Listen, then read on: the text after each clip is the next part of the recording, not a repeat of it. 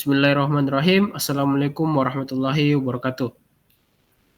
Kami dari kelas A2, kami akan mempresentasikan hasil pekerjaan kelompok kami dari mata kuliah rekayasa perangkat lunak yang dengan dosen pengampu Ibu Putri Lestari Lokapitasari Beluano, Eskom MT MTA, pada tugas 1, yaitu tugas pengembangan aplikasi. Pada tugas 1 ini dikerjakan per kelompok, di mana kami beranggotakan 4 orang, yaitu saya sendiri Muhammad Afrizal Diatala dengan NIM 0057, dan saya sendiri Wahyu Kadir Hamad Suat 0081, dan saya Muhammad Rian Albiruni dengan NIM 0051, dan saya Muhammad Rizky Saputra dengan NIM 0048. Baiklah, kami akan langsung menjelaskan hasil pekerjaan kelompok kami. Pada tugas 1 ini terdapat 3 soal utama, dan ini merupakan soal pertama, yaitu gunakan satu contoh studi kasus pengembangan perangkat lunak yang telah berjalan. Pada soal nomor 1 ini, kami diperintahkan untuk mencari salah satu aplikasi yang telah dipublish atau aplikasi yang telah berjalan, dan kemudian menjadikannya referensi utama untuk dikembangkan. Aplikasi yang kami pilih yaitu aplikasi Prolanis, di mana aplikasi ini adalah aplikasi yang telah berjalan di Play Store dan telah dipublish. Aplikasi ini merupakan aplikasi keluaran program kreativitas mahasiswa tahun lalu, dan merupakan aplikasi yang dibuat dengan latar belakang karena banyaknya lansia yang terkena diabetes dan memerlukan pemantauan kesehatan serta penyuluhan agar dapat menjalani pola hidup sehat dan pola hidup yang lebih terkontrol. Nah, studi kasus pada aplikasi ini di mana klien ingin agar aplikasi ini dapat mempunyai salah satu fitur lain dibandingkan dengan fitur-fitur yang telah ada pada aplikasi ini sebelumnya, di mana fitur yang diinginkan yaitu fitur activity tracker, yaitu fitur yang dapat kemudian mencatat berbagai jawaban-jawaban dari user, dan kemudian akan memberikan berbagai jawaban ataupun berbagai rekomendasi pola hidup yang lebih sehat dalam bentuk video, dalam bentuk rekomendasi personal kepada para user-user yang telah memberikan jawaban atas yang telah diisi pada fitur tersebut. Nah, itu merupakan studi kasus dari aplikasi ini ataupun fitur yang ingin dikembangkan pada tugas ini. Nah, ini merupakan tampilan aplikasi Prolanis yang telah dipublish. Nah, pada soal nomor 2, berdasarkan studi kasus tersebut, pilih salah satu model pengembangan perangkat lunak yang dianggap cocok untuk digunakan dan jelaskan alasannya. Nah, dari studi kasus tersebut, kami telah menentukan bahwa model prototype adalah model yang sangat cocok untuk digunakan pada pengembangan fitur ataupun pada pengembangan aplikasi yang ingin kami lakukan pada tugas 1 ini, di mana model prototype terdiri dari 3 tahapan, yaitu listen to customer, dan build or revise mockup, dan customer test drives mockup, yang kemudian akan diulangi kembali jika diperlukan pada tahap pertama, yaitu listen to customer. Nah, untuk penjelasan tiap tahap-tahapannya akan dijelaskan oleh rekan-rekan tim, dan untuk tahapan yang pertama yaitu listen to customer akan dijelaskan oleh Saudara Wahyu. Selanjutnya saya serahkan kepada pemateri selanjutnya, yaitu Saudara Wahyu Kadir Hamad Suat. Kepada saudara dipersilahkan. Jadi ada pun rekomendasi atau kenapa alasan kita mengambil model prototipe ini, yang dimana pertama adalah model prototipe ini sangat membantu pengembangan atau mewujudkan produk atau fitur sesuai keinginan klien. Salah satu contohnya adalah fitur activity tracker, yang dimana fitur ini masih dalam tahap ide awal yang belum direncanakan secara detail. Tahap kedua, keterapan dan efisiensi menjadi lebih optimal dengan pendekatan ini karena model ini secara langsung menyesuaikan diri dengan kebutuhan utama klien. Dengan begitu, waktu pun lebih tersimpan dan bermanfaat sumber daya menjadi lebih efisiensi.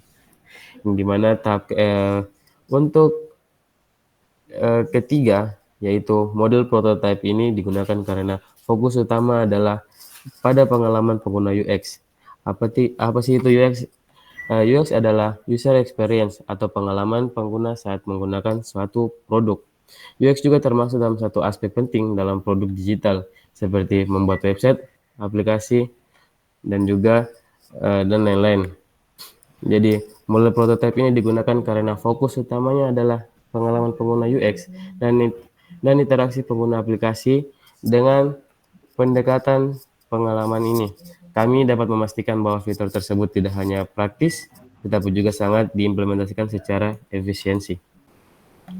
Nah, pada soal nomor 3, buatlah model pengembangan perangkat lunak yang dimaksud secara baik deskriptif maupun gambar penerapan dari model yang dipilih. Listen to customer. Ya, dalam tahap ini pengumpulan dan analisis kebutuhan, yaitu requirement gathering, yang dimana dalam tahap ini dalam tahap ini data apa saja yang dikumpulkan dari klien. Dalam tahap ini satu poin penting yang dilakukan yaitu requirement gathering, yang dimana kita mengumpulkan pada langkah ini klien atau pemilik aplikasi yang menginginkan pengembangan atau penambahan fitur akan memberikan berbagai eksperiensi dan menjelaskan seperti apa sih pengembangan yang dilakukan, melakukan desain, bentuk, fitur yang seperti apa, hingga fungsi dari fitur yang diinginkan oleh klien. Semua dijelaskan sehingga bisa segera dilakukan pengembangan oleh admin. Jadi dalam hal tersebut, fitur yang akan dikembangkan yaitu fitur Tracked Activate yang bekerja dengan cara menganalisis input dari user ataupun pasien dan memberikan feedback berupa rekomendasi personal atau untuk mengatur pola kehidupan sehat sesuai dengan inputan user. Adapun data apa saja yang dikumpulkan dari klien? Pertama, pengembangan seperti apa sih yang diinginkan oleh klien? Kedua, fungsi fitur seperti apa? Tiga, bagaimana cara kerja fiturnya? Dan pertanyaan lain yang sekitarnya yang dibutuhkan dalam pembuatan model prototipe nantinya. Adapun tahap berikutnya yaitu reverse mockup. Ya, jadi pada tahap ini akan dijelaskan oleh saudara teman kelompok kami yaitu Rizky Saputra. Kepada Rizky Saputra dipersilakan. Oke, terima kasih Saudara Wahyu. Nah, di tahap kedua yaitu build or revise mockup.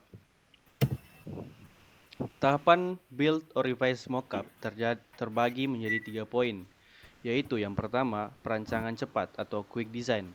Yang kedua, pengembangan prototype atau build prototype. Dan yang ketiga adalah penyempurnaan prototype, yang dimana poin penyempurnaan prototype ini akan dijelaskan oleh Saudara Rehan Albiruni nantinya. Pada poin pertama, yaitu perancangan cepat atau quick design. Pada poin ini, berdasarkan kebutuhan yang telah dikumpulkan, kami kemudian membuat desain awal atau model kasar dari fitur yang akan dibuat. Seperti yang terpampang di layar Anda, inilah tampilan dari desain kasar atau desain awal yang dibuat oleh tim kami sebelum dikembangkan lebih ke depan lagi. Poin kedua, yaitu pengembangan prototype atau build prototype.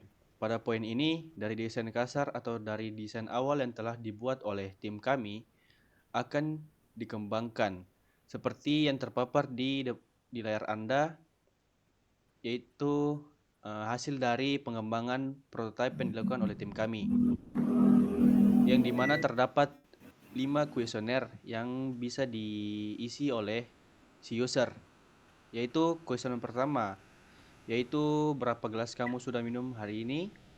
Yang kedua, berapa lama kamu tidur hari ini. Yang ketiga, aktivitas olahraga yang dilakukan hari ini. Yang keempat, berapa tekanan darah kamu saat ini. Nah, yang kuesioner terakhir ini Anda dapat menuliskan semua keluhan Anda. Saya akan menyerahkan poin selanjutnya kepada Saudara Rehan Albiruni, dipersilahkan. Oke, baik. Yaitu poin selanjutnya yaitu adalah penyempurnaan prototipe. Setelah mendapatkan penilaian dari klien atau dari pengguna, prototipe kemudian akan direvisi dan disempurnakan hingga dapat dipastikan memenuhi harapan dan kebutuhan yang lebih tepat sasaran. Seperti pada gambar yang sebelah kiri ini kayak kurang menarik untuk diperlihatkan. Jadi makanya disempurnakan yang di sebelah kanan jadi mendapatkan icon glass. Pada proses ini bisa terjadi berulang-ulang kali. Ya selanjutnya customer test drive mockup. Pada tahap ini akan dilakukan tahap yang menjadi penentu suatu sistem prototipe akan diimplementasikan atau belum. Pada tahap ini akan dilakukan satu poin penting yaitu evaluasi prototipe atau user evaluation. Evaluasi prototipe pada tahap ini, prototipe akan diuji kembali oleh orang yang telah divalidasi atau bisa juga dibilang ini menjadi tahap validasi untuk memenuhi standar dan pengecekan mengenai apa yang sudah baik dan apa yang perlu diperbaiki atau ditingkatkan dari sistem prototipe yang telah dikembangkan hingga tahap ini. Okelah, ini prototipe dari aplikasi pola hidup sehat yang telah jadi.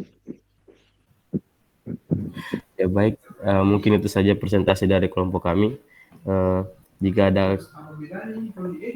ada salah kata mohon dimaafkan, dan jika ada tipu mohon dimaafkan juga. Wabillahi taufiq wal hidayah. Wassalamualaikum warahmatullahi wabarakatuh.